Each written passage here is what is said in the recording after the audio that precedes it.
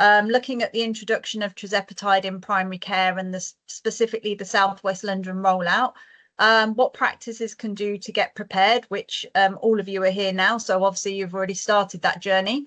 Just thinking about effective conversations around weight and how to approach those conversations. But the mainstay of this presentation and training today is really the practical elements of prescribing tirzepatide and the counselling and the following and the follow-up, really. So that will be the bulk of this training today. Next slide. In South West London, next slide, please. Thank you. So we have approximately 60% of our population in South West London are either living with overweight or obesity. And from our central data point, we know that there's also approximately over 1,000 people with a BMI of over 60, which wouldn't have been seen probably 10, 15 years ago. So obesity and overweight really need tackling. So hopefully this is one of the ways that we tend to do that. We know that the prevalence of obesity is usually higher in areas of deprivation, which you will see on the graph here. You'll see that Croydon and certain areas in Sutton, they have a much higher prevalence. And we know really that the thing about obesity, as well as it impacting on people's lives in terms of their quality of life and any mental health aspects that come with this, is that it can lead to a number of chronic conditions, which also has a massive impact on their quality of life, their health and life expectancy. And we know as well from seeing studies and speaking to our patients that often they put their lives on hold. So they're not living their full life. Their lives are on hold, and they often have internal conversations which are, I will do this when I've lost weight, or I will do this when I'm at a better weight. And so everything in their life is often on hold. And it's quite nice, hopefully, if we can be able to give patients their life back, is really what we're looking at here. Next slide. So I'm going to now pass over to Ronnie to introduce Tirzepatide or Mounjaro. Next slide. Lovely. Grace, thanks, Mel, Uruj, and the whole team for coordinating. And my goodness, 61 people joined. So impressive high numbers, and again a testament to the organization behind this, and also the interest in this therapy choice that, as Grace has outlined, vital and can return people to make the choices that they want rather than limiting the choices they want to make. The Tirzepatide is the medication really that feels like has had a lot of press before this. I work both as a consultant at St George's in diabetes endocrinology acute medicine.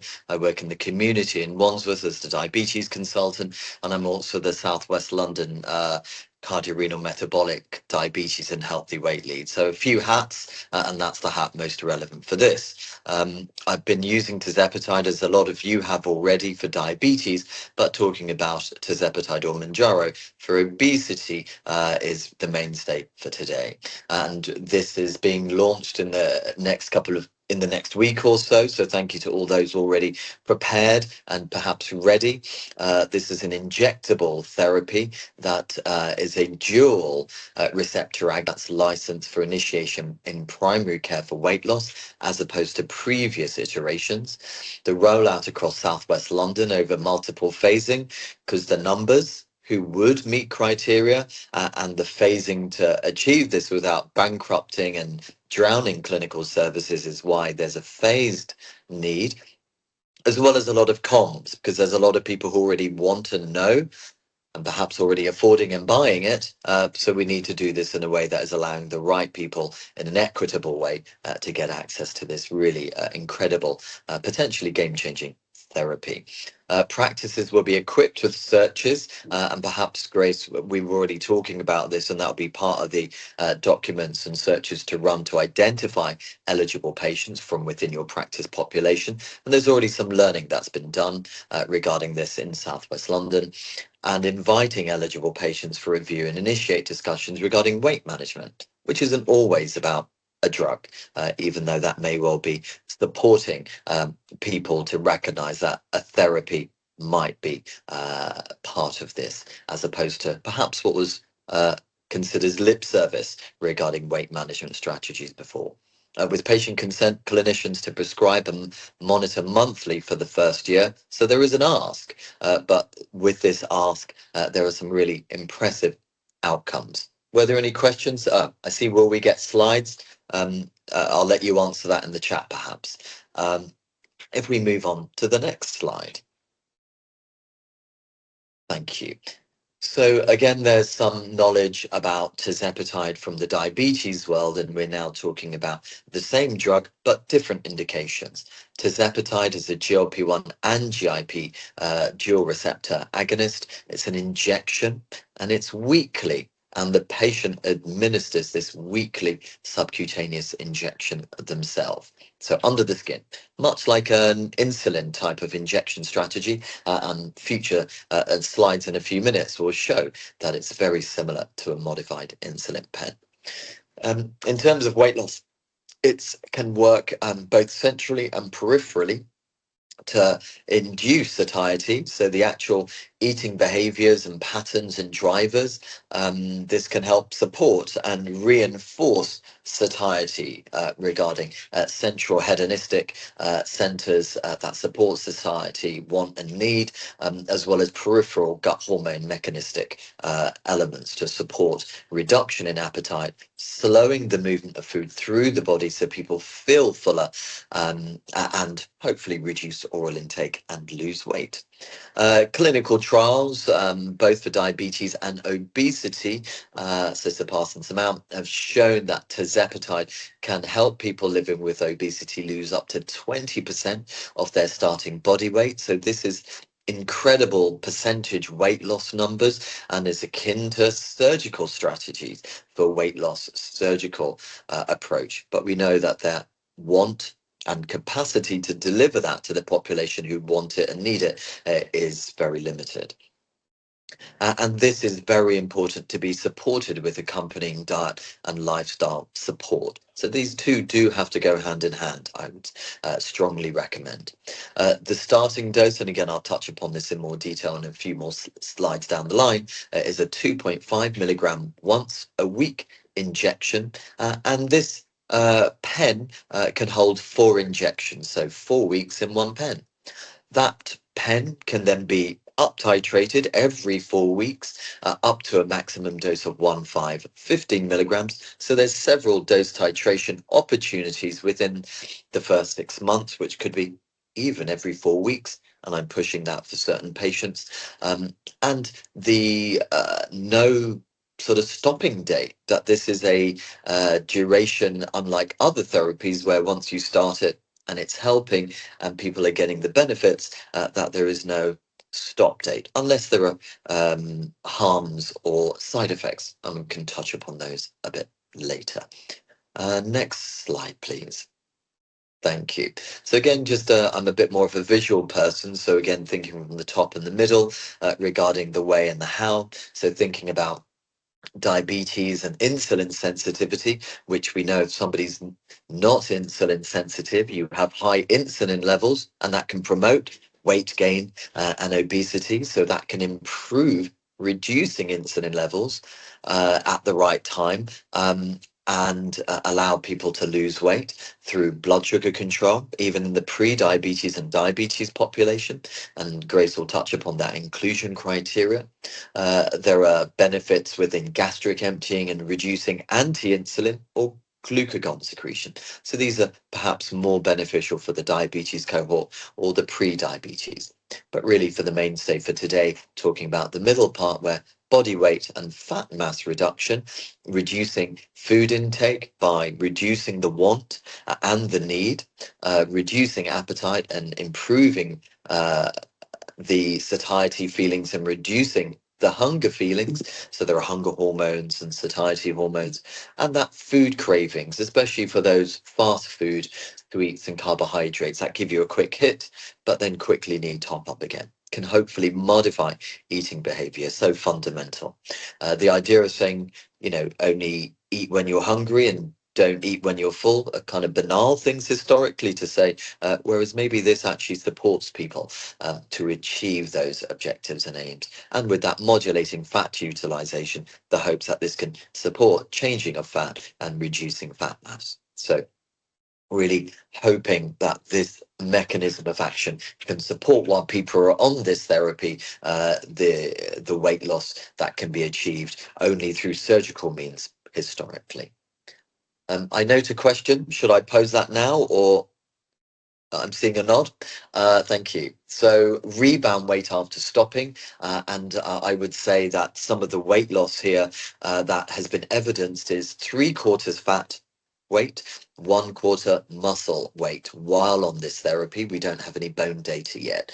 So I would say that pro-muscle preservation strategies regarding the lifestyle choices would be important. Literally weights rather than cardio, and the kind of protein and reducing carbohydrate strategies to support this while on, and then thinking about cessation if there's appropriate to stop. But as I said earlier, there is no stop date unless the patient cannot tolerate it. The negative effects, yeah. So I think there were historical concerns about Ozempic and mental health. I think that's been evidence-based. I'm not certain that's been noted with mounjaro at this moment, but I think Ozempic or Wegovy did have some of that concern. HRT when using this, shall I answer that? Short version, yep, use it. But again, don't use it. Are you saying, Grace? No, answer at the end. Oh God, Answer sorry, I'm seeing nods That's and okay. shakes. Fine, I'll move on then because time's critical for this. Sorry, boss, excuse me. So I think this is over to you, Grace. Yes, thank you. Yeah, I'm just thinking we've got quite a few FAQs at the end, and it might be good because then we can add them to that as well, so that when we present next time, we'll have a few more questions. So who is eligible?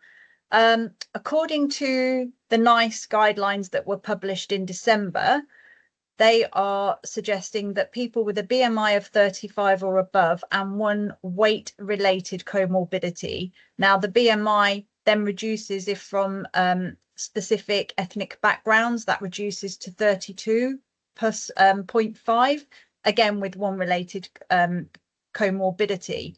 However, that would have meant that there was around 3.4 million people in the UK who would have then instantly been eligible for this medication, which, as you can imagine, we, number one, don't have the staff resource, and number two, don't have the financial resource. So NHSE produced a funding variation, or submitted a funding variation to the Department of Health, and it was agreed that there would be a staged rollout or a staggered rollout to mainly save healthcare resource. So this is available. This stage rollout or this eligibility criteria is the same across England. So all ICBs are using this staggered weight-related eligibility criteria. Now, this is year one, as you will see on my table here.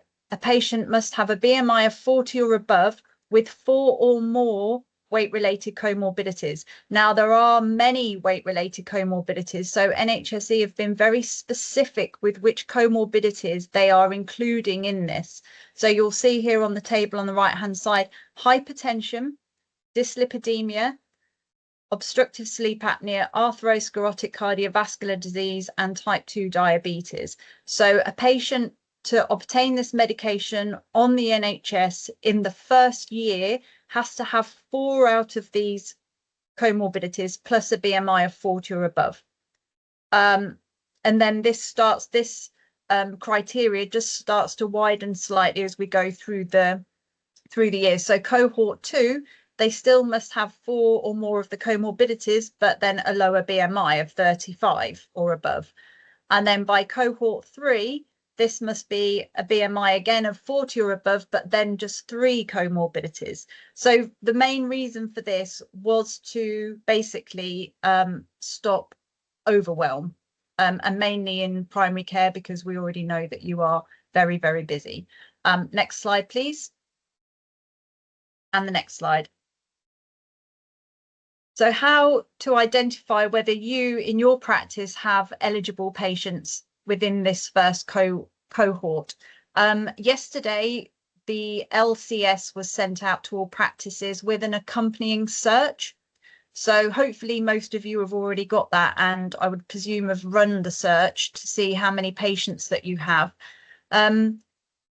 Roughly in Southwest London for year one, we are looking at about 600 patients across all of Southwest London. So I'm figuring that some practices won't have any patients, but some of you will have some, but just not many. So hopefully that means that you will find this a manageable cohort, at least in year one and year two, where the cohort's going to be very small. In cohort 3, as the criteria starts to widen somewhat, this is when I've been speaking to many practices, and they're suggesting that they might start looking at running group initiation clinics at a PCN level, where they're not utilising any appointment slots, and they can use their R's roles. So the ICB will share the searches. We'll also put the searches on TeamNet in case you haven't got those. A practice then will, after they've run the search, will review the report that the search produces, have a look at the patients to make sure that they're eligible, and that it's safe to manage, and then obviously invite those patients in to ask if they would like to take the medication and have a conversation. We have here the SNOMED codes. These are in the LES, and we would really appreciate you using these SNOMED codes, because this is a black triangle drug, as they're calling it, because it's new to primary care in this format. And so obviously there's safety elements that we want to be able to track, and we want to be able to audit the effectiveness, again, because it's quite a new medication for weight loss in primary care.